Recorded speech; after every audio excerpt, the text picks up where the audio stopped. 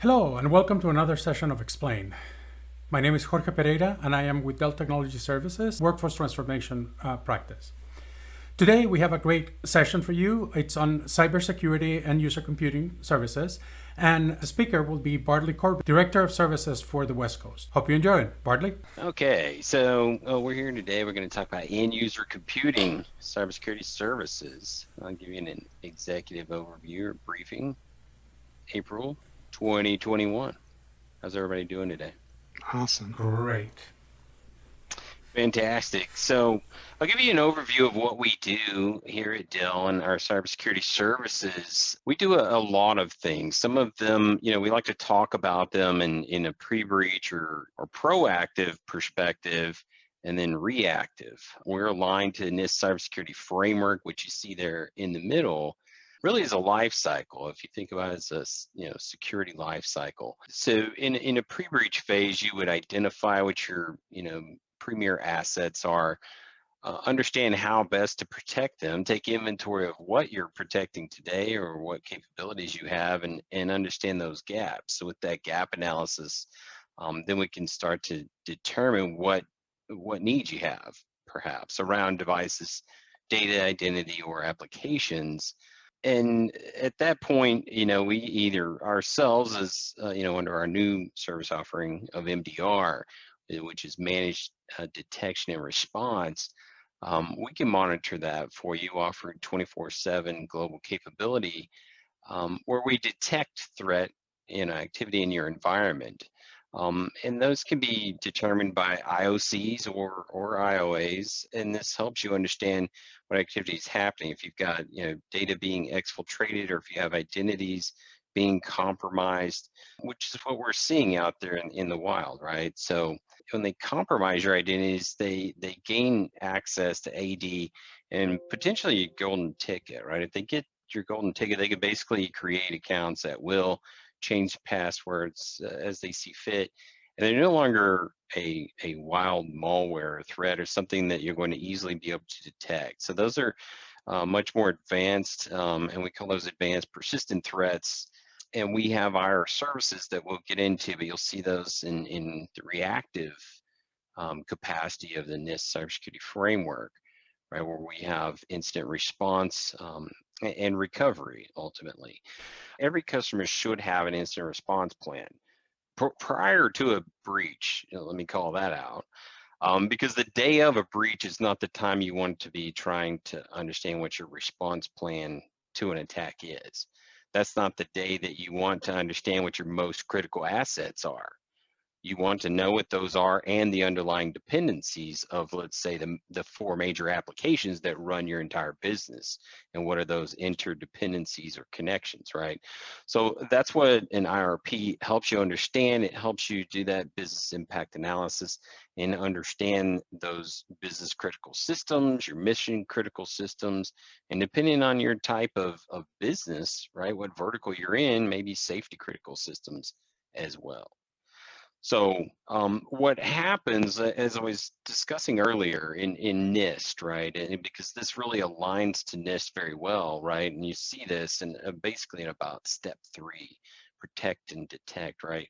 So that's typically where we come in with our IR services. Customer either understands that they've been breached, they get a ransomware attack, right, and they see that, they call us, right? And we have, it's, think about it more like, my house is on fire, I'm going to call 911. And we have a distro list direct to our CCERT team, and we just call that an IRR team, but it's really a cybersecurity incident response team. And we jump into action for you and start through this path, right?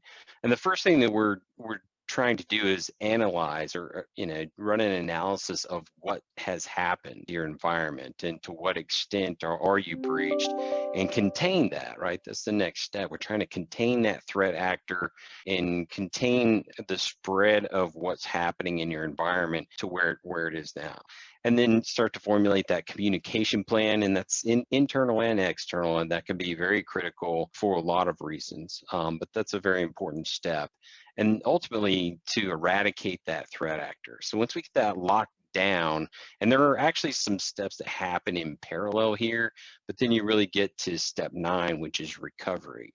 A lot of folks think of that as IRR, and it really is, but it's really the outcome or result of the activities that are happening in parallel to this analysis and eradication, right? So we do that, and then it's always important to take that step 10, which is an after action review, and feed that into your future security capability or IRP. And the point of that is to prevent a future breach, right? All right, let's move on. Yeah, so this is really about the portfolio, and I won't get it real in depth about this, but at a very high level, right? Our cybersecurity services portfolio is aligned to the NIST cybersecurity framework. We helped craft some of that. We've written courses at Dell. You actually get certified on NIST. I was one of the authors of that. But our cybersecurity services are very much aligned to really what happens, what NIST, as you see there on the bottom of the functional areas, right? Identify, protect, detect, respond, and recover. And we've aligned our services to that functional framework. So we've got assessments, we do implementation, which is really where we talked about protect, right? So understanding what you need protection of. Is it you need data protection, right? You need encryption, you need multi-factor authentication, you need monitoring and EDR service. What is it that you're trying to protect? But we can help identify that through our assessments. And then we monitor those once they're in place. And it's very automated. We use AI and machine learning. I call it crowd threat sourcing. So it's very sophisticated, as you can imagine. In today's environment, it has to be. And then let's say that you don't have those capabilities, or you have a very determined attacker, or maybe an inside threat or something that breaches that capability of your protection and gets to those assets. And then we have incident response services, and we do that almost every day of the week. We have new incidents coming in, so it's very relevant in today's world. And then post breach, we provide residency services. And again, if you remember, I talked about this as a life cycle. So sometimes our residency service are actually pre-breach. You don't have to be breached to have residency services, but that's all about, either you need technical, tactical, or strategic services, right? So you either need a security specialist with hands-on keyboard, or you need a strategist to help you understand how to interpret, again, the assessments or the output of that and the maturity model ratings and how you were scored, and like, okay, well, what do I do with this information, and lay out a plan, right? And you need that plan to be able to strategically roll that out. And a lot of times we see customers need assistance, I would say articulating that technical need into a budgetary request, right? And we do this internally at Dell too. Every organization has to go through this. So it's a very important component. I'm sharing this one because this is really about cyber insurance. And cyber insurance is a very important aspect of, I would say, overall maturity and cyber health in an organization. Today, I would almost say this is part of your cyber hygiene, as we call it. And really what this is, if you look there in the middle, this is the timeline of a cyber insurance carrier, in the really kind of process that they're going through. If you almost think about it, a customer is actually, this is a lot like selling health insurance to a patient, okay? And so they're going to go through this. They're going to want to do an assessment, right? This sounds familiar, right? If you're trying to get health insurance, right? They want to know how healthy you are. Do you have pre-existing conditions, right? It sound familiar? So they take that and the maturity model rating, right? You get a rating, and they take that to their underwriters, okay? And we can help reduce cyber insurance policy premiums with some of these things. The residency services is one of those, right? Where you maybe don't have a CISO on staff. we can afford you, BCISO services, so that they understand that there's a cap, right? So that you do know what you're doing, and you've got a strategy that you're in the process of implementing, so that can greatly reduce. It's just like taking driver safety training if you're, trying to get car insurance. So this is how the insurance industry thinks and looks at cyber insurance. It's all about what what risk do you pose? What is your risk level? But in this particular instance, it's focused on cyber. So that's what they do. And so again, with monitoring, risk is determined, and then it's being monitored here. So this is very much in line with our portfolio, and that was not by accident. So, and then obviously with our incident response teams, we have to work very closely with the major insurance carriers on almost every one of these today. 2 years ago, that was not something we were seeing in a lot of customers, but today almost all of them have that. Not everyone, but a lot of them do. And in having said that, insurance carriers need specific information back from us as to what services we're providing, because based on the level of policy that you have, it depends on what they're going to cover in that incident response. And then, of course, customers are restored and claims are paid, and then we carry on with residency services sometimes, to continue that security effort and to further that customer's journey. So, any questions there? I do. Yes. Who calls the insurance company, and how does the insurance company know we provide this service? Is that something prearranged by insurance companies? It is in some regards. So we have a relationship with the insurance carriers, just like an in-health network provider, right? You can have in-network or out-of-network healthcare providers. It's very much like that with cybersecurity service providers, and so that's something that we do is align with the major carriers. So. And a follow up to that, how many companies can do this for organizations? I mean, there can't be that many that have this kind of breadth, right? There's not, and I would say, even our partners, they want to resell these services, and that can get that's very dangerous from a financial perspective to them. So this is an intricate relationship here, and when I say that, I mean because these get quite costly. They get very expensive very fast. I would just give you an example. One recently, in less than 2 weeks' time, we had ramped up over 150 people, and the organization thought we were at about half capacity of what they needed, and thought we needed about 300 people to support them because they were a quite large organization and global. Okay, so what happens, right? The customer, right? Our customer is the one that's insured, right? So that relationship is between them and their insurance carrier. So it's just like a car accident. You have the car accident, you may have to make some payments or something before you get reimbursed by the insurance claim, right? It's no different with this type of insurance. So the company, which we have a very strong relationship, and one of the things that I think is a strategic differentiator for Dell is we basically have our own bank that we afford very favorable financing for to customers, I would say victims of a cyber event, and they work very closely with us on that. And this is how I explain that. I say, you're facing a very incredibly challenging technical problem that we're able to solve with financial solutions. And what I'm saying to that is, look, we're going to take care of your technical problem now, but we're going to push that financial problem so that it moves it down the road for you. Then you can actually tackle that or address it, or even have time to think about that, because you're in the middle of a cyber breach. Now's not the time to figure out how to pay for that, right?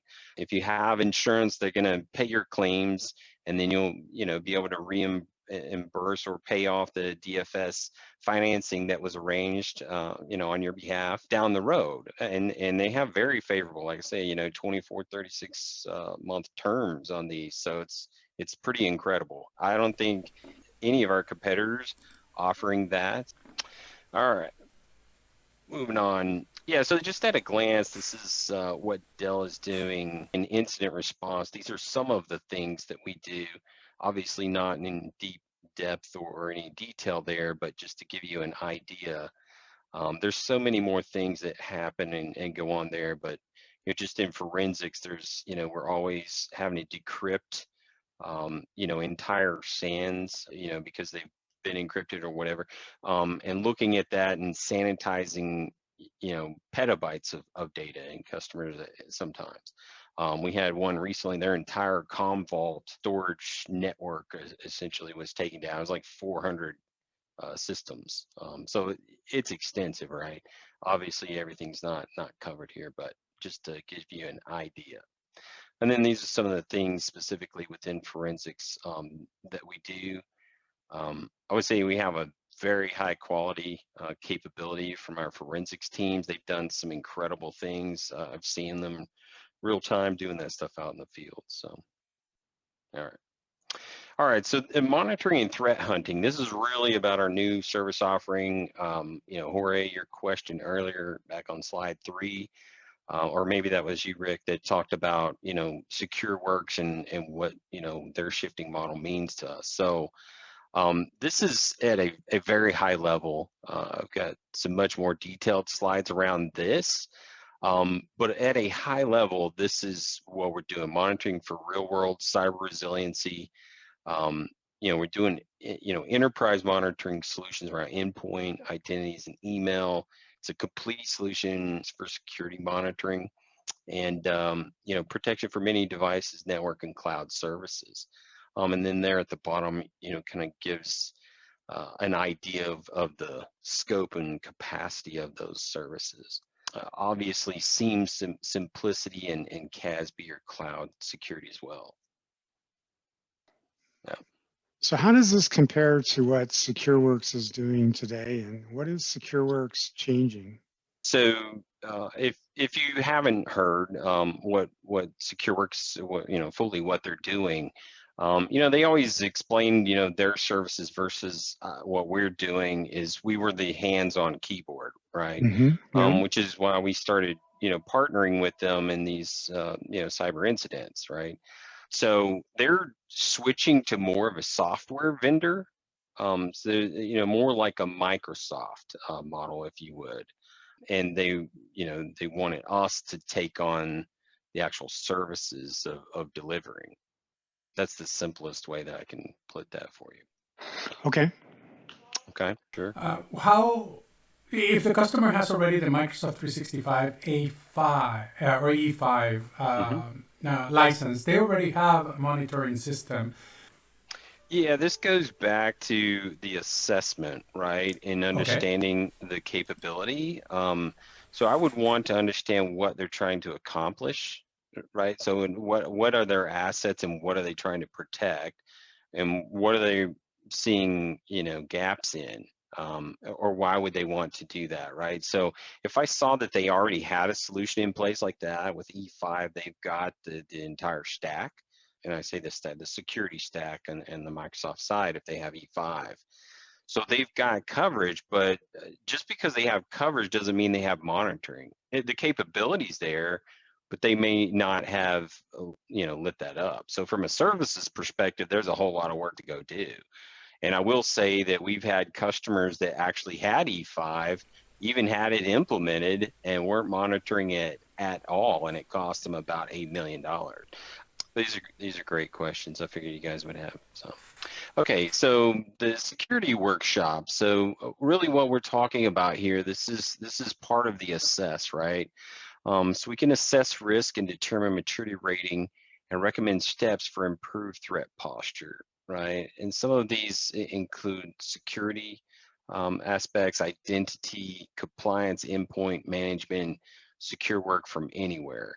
And obviously you can see, in those 4 boxes below, really some of the detailed focus of those. So an inside look at a holistic approach to security, how it relates to your organization. I would provide demos, analysis, and business focus. And then we offer deep analysis of cyber attack threats found targeting your organization, right? Increased threat visibility and quicker time to resolution. And then actionable recommendations to help immediately mitigate the identified threats. So reduce complexity and provide defense in depth, as we discussed earlier. So long-term recommendations from Dell cyber experts about your security strategy with key initiatives and tactical next steps. So, all right, and we talked about residency in our services portfolios. This is really kind of the last one that I'll offer up, but just in brief, the virtual CISO offering, so our strategy, a resource that we can provide an organization. This is just a brief slide on that. We've got in-depth data sheets on. And lastly, I'll call this out. So the incident response retainer, this is a big one, and we're starting to see, Rick, you mentioned the core sellers. This is something that they're starting to position in conjunction with their IDPA appliance, or sometimes you guys call it, the Cyber Recovery Vault, or maybe you hear it as the air-gapped solution, right? But that's really what this is being attached to as an additional service, and this is for a 1-week capability. In the event that you have an incident, you can enact this. You can invoke this retainer, and you will get essentially our advanced threat party will descend on your location for 1 week. Okay, and these are some of the things that they will do for you in that 1 week time frame. This is one year, I think, is the service term on it. This is for 40 hours of work for, I think it's about 5 resources. So, and then lastly, a cyber event is a lot like your house being on fire. What do? Well, you ask for help, right? You'd call 911 if your house was on fire. Same thing if one of your customers